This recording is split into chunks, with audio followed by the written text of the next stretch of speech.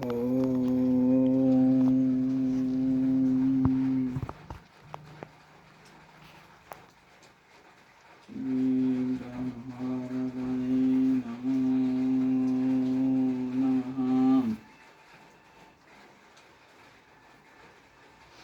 हम पढ़ेंगे धर्मराज युधिष्ठिर का ब्राह्मणों से संवाद और शौनक जी का उपदेश।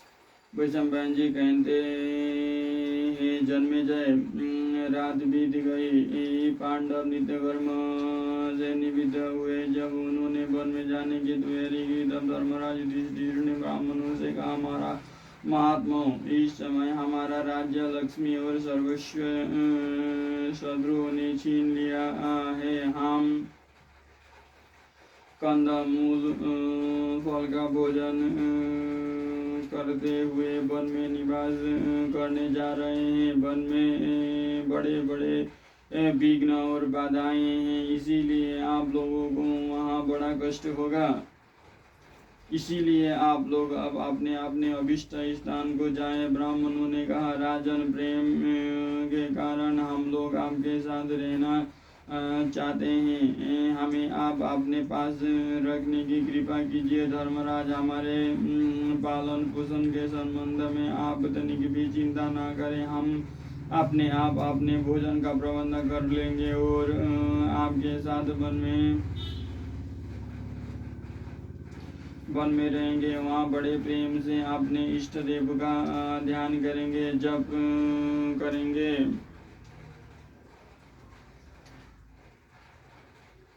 पूजा करेंगे, उससे आपका कल्याण होगा।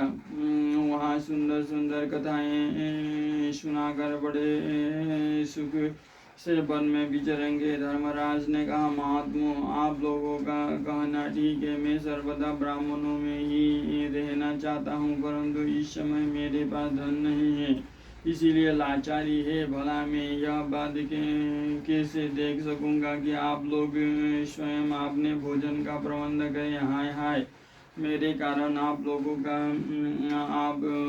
को कितना कष्ट होगा। जब धर्मराज युधिष्ठिर ने इस प्रकार शोक प्रकट किया और उदास होकर पृथ्वी पर बैठ गए, तब आत्मज्ञानी शौनक ने उनसे कहा, राजन, अज्ञानी मनुष्य के सामने प्रतिदिन सैकड़ों और हजारों शोक तथा भय के अवसर आया करते हैं, ज्ञानियों के सामने नहीं। आप जैसे सत्पुरुष ऐसे अवसरों से कर्म संबंध में नहीं पड़ते, वे तो सर्वदा मुक्त ही रहते हैं। आपकी चित्त बुद्धि यम नियम आदि अष्टांग योग से परिपुष्ट है, श्रुति और श्रुति के ज्ञान से संपन्न है।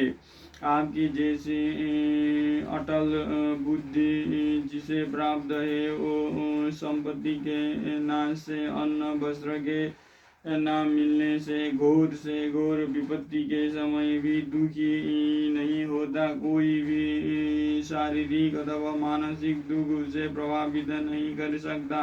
महात्मा, जनक ने जगत को शारीरिक और मानसिक दुख से पीड़ित देखकर उसकी शांति के लिए यह बात कही थी। आप उनके वचन सुनिए। शरीर के दुख के 4 कारण हैं। रोग, दुखद वस्तु का स्पर्श, अधिक परिश्रम और अभिलषित वस्तु का न मिलना। शरीर के दुख के 4 कारण है। रोग, दुखद वस्तु का स्पर्श, अधिक परिश्रम और अभिलाषित वस्तु को न मिलना। इन निमित्तों से मन में चिंता हो जाती है और मानसिक दुख ही मानसिक दुख ही शारीरिक दुख का रूप धारण कर लेती है। लोहे का गर्म गोला यदि घड़े के जल में डाल दिया जाए तो वो जल भी गर्म हो जाता है, वैसे ही मानसिक पीड़ा से शरीर भी व्यथित हो जाता है। इसीलिए जैसे जल के द्वारा अग्नि को शांत किया जाता है, वैसे ही ज्ञान के द्वारा मन को शांत रखना चाहिए। मन का दुख मिट जाने पर शरीर का दुख भी मिट जाता है। मन में दुखी होने का कारण है स्नेह। स्नेह के कारण ही मनुष्य विषयों में फंसता है और अनेकों प्रकार के दुख भोगने लगता है। स्नेह के कारण ही दुख, भय, शोक आदि विकारों की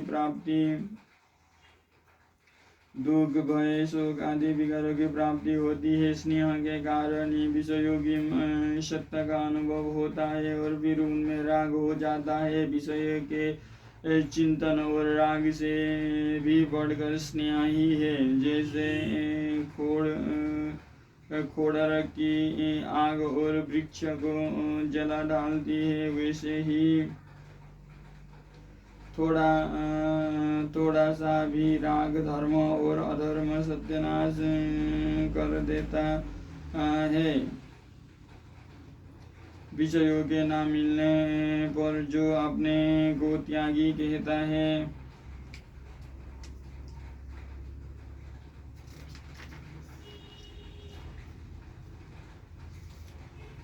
यह त्याग नहीं है। वास्तव में सच्चे त्यागी वो है जो विषय को मिलने पर भी उनमें दोष दृष्टि करता है और उससे दूर रहता है। विरक्त पुरुष देश रहित भी होता है, इसीलिए उसे कभी कर्म बंधन में नहीं बनना पड़ता। जगत में मित्र और धन का संग्रह तो करना चाहिए, परंतु उनमें आसक्ति नहीं करनी चाहिए। विचार के द्वारा स्नेह का त्याग होता है। जैसे कमल के दल पर जल अटल नहीं रह सकता, वैसे ही विवेकी भगवत प्राप्ति के इच्छुक और आत्मज्ञानी पुरुष के चित्त में स्नेह नहीं टिक सकता। विषय के दर्शन से उसमें रमणीय बुद्धि होती है, फिर प्रियता मालूम होने लगती है, उसे लेने की इच्छा होती है, मिल जाने पर उसकी चाट लग जाती है और बार बार उसे पाने की तृष्णा होती है। यह तृष्णा ही सर्वस्व पापों का मूल है, उद्योग की जननी है। धर्म अधर्म से पूर्ण और भयंकर है। मूर्ख इसका त्याग नहीं कर सकते। बूढ़े होने पर भी यह बूढ़ी नहीं होती। यह शरीर के साथ मिटने वाली बीमारी है। इसका त्याग करने से ही सच्चा सुख प्राप्त होती है। जैसे लोहे के भीतर प्रवेश करके आग उसका नाश कर देती है, वैसे ही प्राणियों के हृदय में प्रवेश करके यह तृष्णा भी उनका नाश कर देती है और स्वयं कभी नहीं मिटती।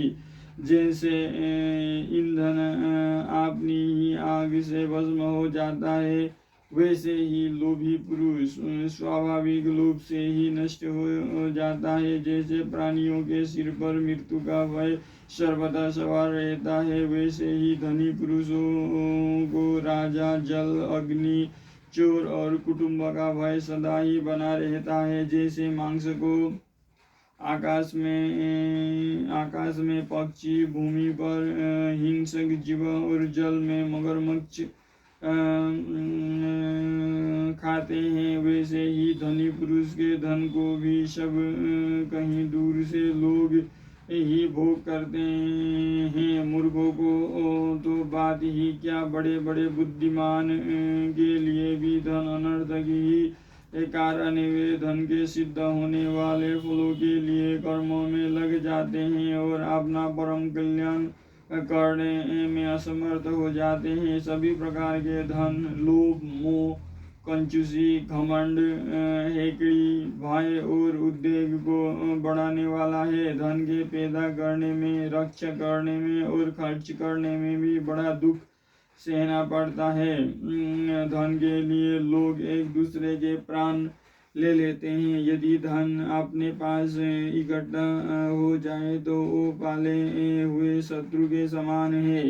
उसको छोड़ना भी कठिन हो जाता है। धन की चिंता करना अपना नाश करना है। इसी से अज्ञानी सर्वदा असंतुष्ट रहते हैं और ज्ञानी संतुष्ट। धन की प्यास कभी बुझती नहीं, उसकी ओर से मुंह मोड़ लेना ही परम सुख है। सच्चा संतोष ही परम शांति है। धर्मराज, जवानी, सुंदरता, जीवन, रत्नों की राशि, ऐश्वर्य और प्रिय वस्तु तथा व्यक्तियों का समागम सभी अनित्य है। बुद्धिमान पुरुष उन्हें कभी नहीं चाहता। इसीलिए उचित यह है कि सब प्रकार के संग्रह परिग्रह का परित्याग कर दे और त्याग करने के कारण जो कुछ भी कष्ट उठाना पड़े प्रसन्नता से उठाए। अब तक जगत में कोई भी संग्रही अपने संग्रह के कारण सुखी नहीं देखा गया। इसीलिए धर्मात्मा पुरुष उसी मनुष्य की प्रशंसा करते हैं जो प्रारंभ से प्राप्त वस्तु में ही संतुष्ट है। धर्म करने के लिए भी धन कमाने के अपेक्षा न कमाना ही अच्छा है। जब अंत में कीचड़ को धोना ही पड़ेगा तो उसको छुआ ही क्यों जाए। धर्मराज, इसीलिए आप किसी भी वस्तु की इच्छा मत कीजिए।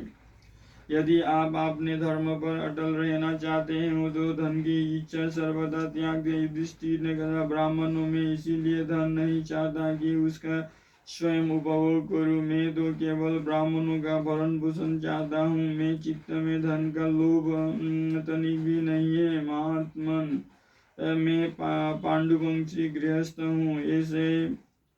ऐसी अवस्था में अनुयायियों का पालन पोषण कैसे न करूं। गृहस्थ पुरुष के भोजन में सभी प्राणी हिस्सेदार है। गृहस्थ के लिए यह धर्म है कि वो सन्यासी आदि उन लोगों का भोजन कराए जो अपने हाथ से अन्न नहीं पकाते। सत्पुरुषों के घर में तिनकों के आसन, बैठने के स्थान, जल और मीठी बात का कभी अभाव नहीं है।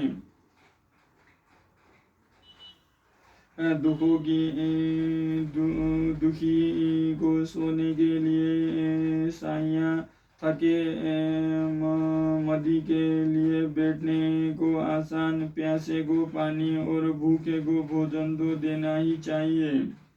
यह सनातन धर्म है कि जो अपने पास आवे उसे प्रेम भरी दृष्टि से देखे, मन में उसके प्रति सद्भाव करे, मधुर वाणी से बोले और उठकर आसन दे। अतिथियों आता हुआ देखकर अगवानी और सत्कार तो करना ही चाहिए। जो गृहस्थ अग्निहोत्र गौ जाति वाले अतिथि, भाई बंधु, स्त्री पुत्र और सेवकों का सत्कार नहीं करता उसे वो जला डालते हैं। गृहस्थ देवता और पितरों के लिए भोजन बनवाए, उन्हें अर्पण किए बिना अपने काम में नहीं लाना चाहिए। कुत्ते, चांडाल और पक्षियों के लिए भी निकाल दे। यह बलि वैश्वदेव कर्म है। बलि वैश्वदेव करके और दूसरों को खिलाकर खाना ही अमृत भोजन है। अतिथियों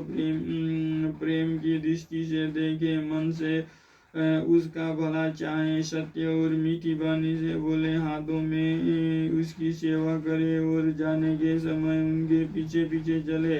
इसका नाम पंच दक्षिण यज्ञ है। कोई अनजान मनुष्य थका मादा मार्ग में चला आ रहा हो तो उसे बड़े प्रेम से खिलाना पिलाना चाहिए। यह महान पुण्य कार्य है। जो पुरुष गृहस्थाश्रम में रहकर इस प्रकार का व्यवहार करता है वही अपने धर्म का पालन करता है।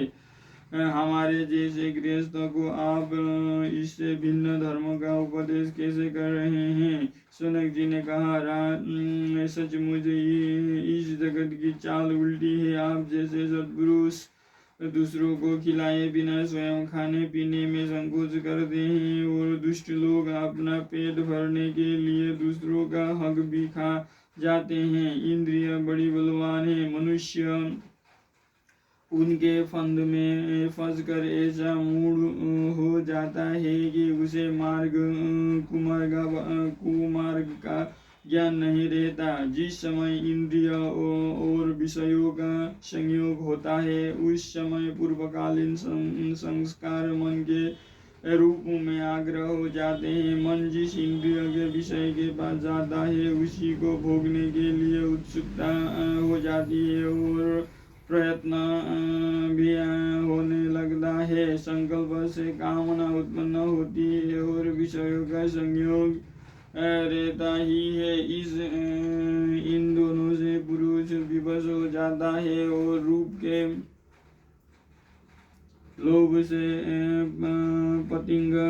पतंगे के समान आग में गिर पड़ता है। वो अपनी वासना के अनुसार रसनेन्द्रिय और जननेन्द्रिय के भोग में इस प्रकार घुल मिल जाता है कि उसे अपने आप की भी याद नहीं रहती। अज्ञान के कारण कामना पूर्ति होने पर तृष्णा के कारण अनेकों प्रकार के उचित अनुचित कर्म होने लगते हैं। फिर तो कर्मों के अनुसार अनेक योनियों में भटकना अनिवार्य ही हो जाता है। ब्रह्मा से लेकर तिनके तक